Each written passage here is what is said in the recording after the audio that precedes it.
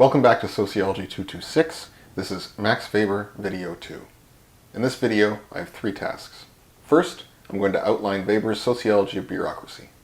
Next, I'm going to look to Weber's threefold typology of authority. Finally, I'm going to look to Max Weber's Sociology of Religion. This will get you ready to do your weekly submission. Let's do it.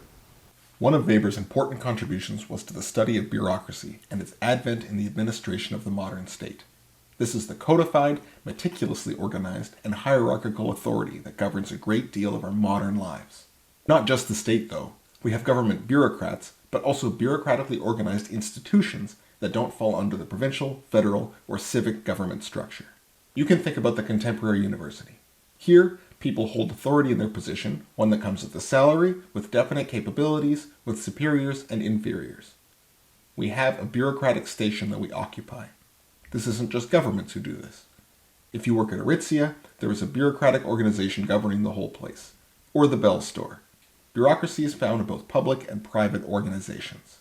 In both the state form and the private sector, bureaucratic organization is widely distributed throughout the modern world. There have, of course, been many bureaucracies throughout history, Rome being a great example, and they existed in the Middle Ages. But there has been a significant increase in the number of bureaucratic institutions as we head towards the modern age. Weber will call this rationalization, how a particular type of goal-oriented, value-neutral action came to be the predominant way that states and large institutions are governed. Here we can go from an abstract formulation of social action to an historically based kind of action. Bureaucracies are populated by a particular type of person, the official. Unlike other forms of work, the official is engaged in goal-rational action following processes rather than action taken on behalf of particular values. The official is endowed with a particular type of bureaucratic authority.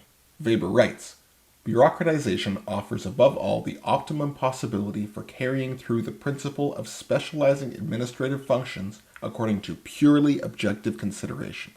The objective discharge of business primarily means a discharge of business according to calculable rules and without regard for persons." There's a lot to digest there. Let's go through that passage more closely. What does Weber mean by objective? He means that there are a set of rules that apply to all cases equally and nobody gets special consideration, without regard for persons. When he refers to calculable, he means not only that there are rules, but they are known in advance to all in the particular office. He also means that without regard for persons applies to the office holders themselves. People can't profit personally off the work they are doing in the office. To sway here is the cause of corruption, whereby for the sole proprietor or business owner, this is just doing your job. Objective, calculable, and without regard for persons.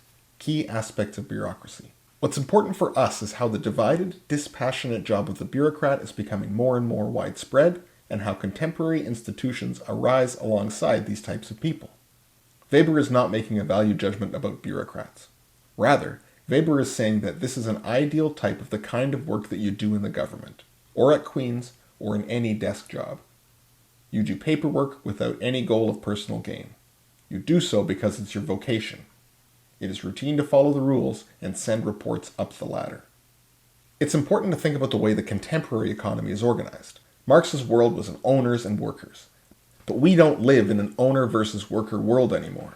We exist in a world of bureaucracy, of bosses and bosses' bosses, and you get the idea. Nor is the collective consciousness distributed equally, as a simplistic reading of Durkheim would suggest. Weber is interested in the inequality distributed through the bureaucratic process, how decision-making is shaped by the unequal but necessary distribution of power in the organization. Let me give you a delicious example of bureaucratic organization. Domino's is a good example of the rationalized action found in bureaucratic organization. First, you have a rationalized structure of social positions. You have drivers, expert pizza makers, managers, regional managers, district managers, country-level executives, CTOs, CFOs, the CEO, you get the idea. And each sends reports up the chain and orders down it. There's a meticulous process in speaking to the higher-ups, just like there is in tracking the pizzas that get sent out. Each person does their job according to 1. Established objective rules for what makes a good pizza or what makes a productive financial quarter. 2. Calculation. People at Domino's aren't just winging it, unless you order wings. There is an explicit measure of how to pursue one's job with identified outcomes that must be met.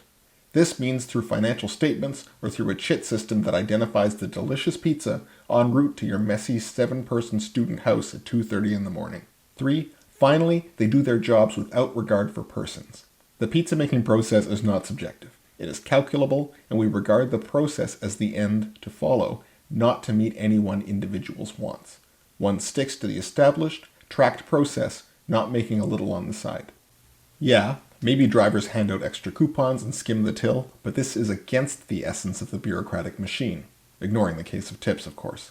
But tips are always on top of the bureaucratic system, if not included in it. So here we have a delicious example of bureaucratization in full force. Objective, calculable, without regard for persons. Let's turn to Weber on authority. In addressing bureaucracy, we find one type of authority. This is the rational, or legal rational authority, whereby action is pervasively governed by rules of conduct known in advance. Think objective, calculable, without regard for persons. There are other types. Another is traditional, whereby we lend authority and follow the direction of people who have been historically given that role. This is precisely where Weber's sociology meets with Durkheim's focus on social solidarity, how the forms of control governing mechanistic social forms are in decline.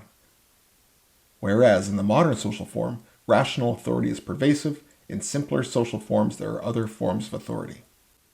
Finally, charismatic authority. The bureaucrat engages in her work dispassionately, focusing solely on the rules and their meticulous administration.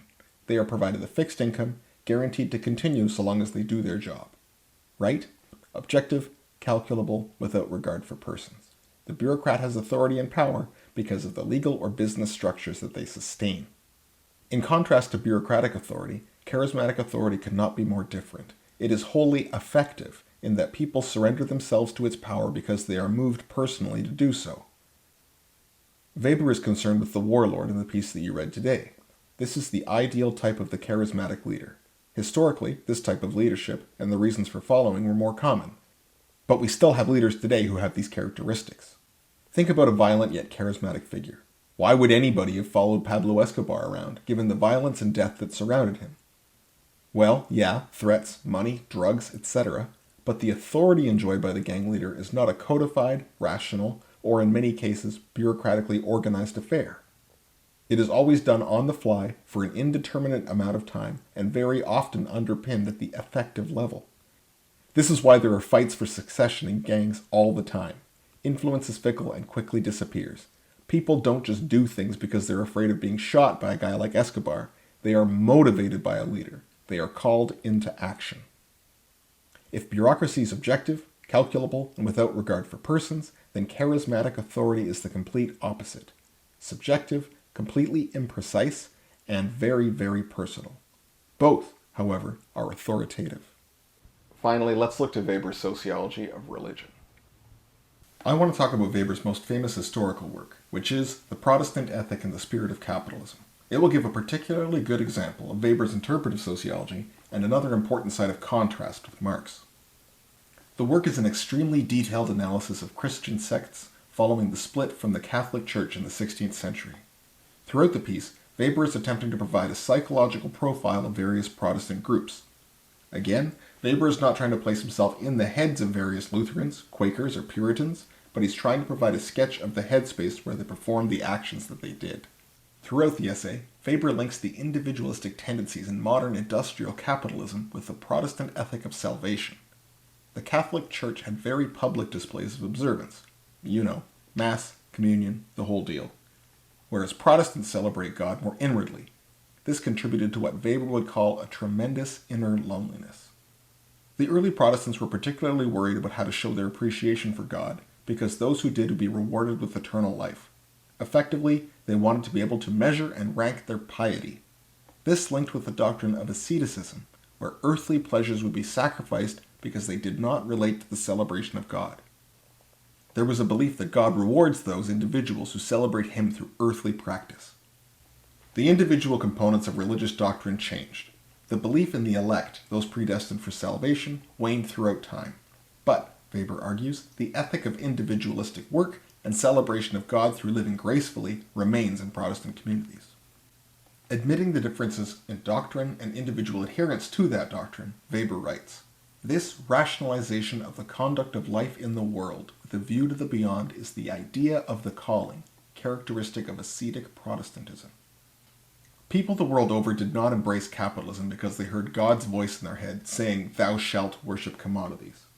Rather, both the movement of the Puritans to North America and the influence of Protestantism in Europe coincided with the development of the modern industrial spirit.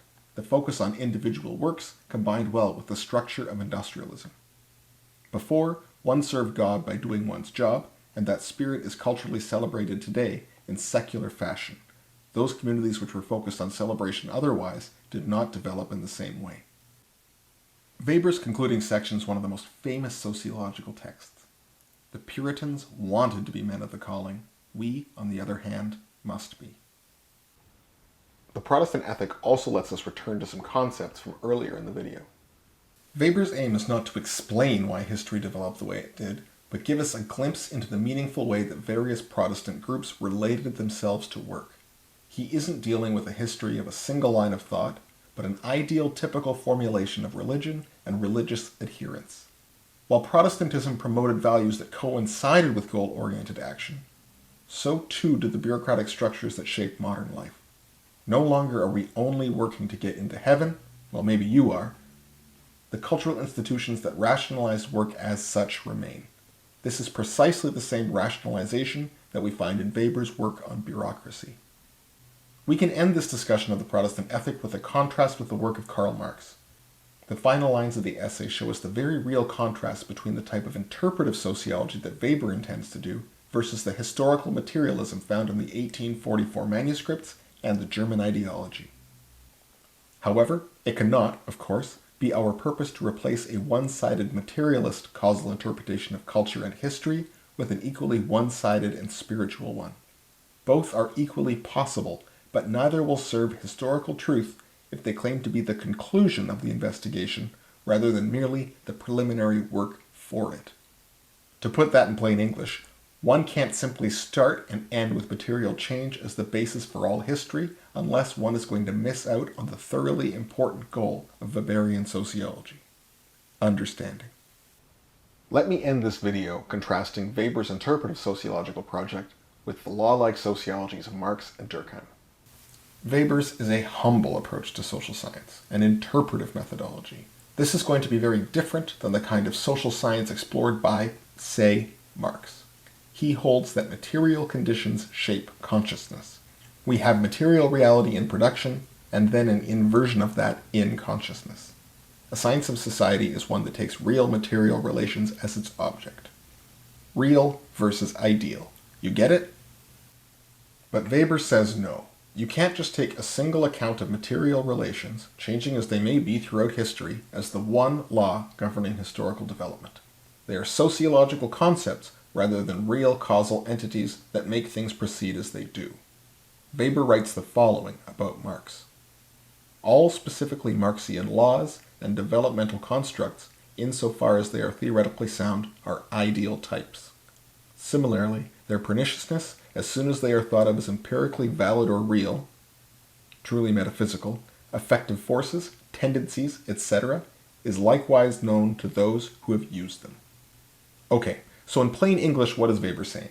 He's saying that we can make abstractions about material reality, sure, but even this is an abstract representation of real material process. There's a world out there and a world in here for sociologists. When we start treating representations of the world in here as the same as the world out there, we start seeing a gradually harmful effect. Thus, the perniciousness of the process. Marxists, of course, would lose their darn shirts over some of this stuff. So in short, Weber's interpretive methodology is not looking for predictive power. This is not within the scope of the social sciences. Rather, the focus is on getting a reasonably good picture of the headspace of a particular agent in a definite historical moment. That's it for me. Now it's your turn. In 2 paragraphs between 5 to 8 sentences in length, 1. Define Weber's charismatic authority, using the example of a charismatic figure. Secondly, contrast this with Weber's ideal typical bureaucrat. How do their sources of authority differ? Remember, I need you to incorporate the readings meaningfully.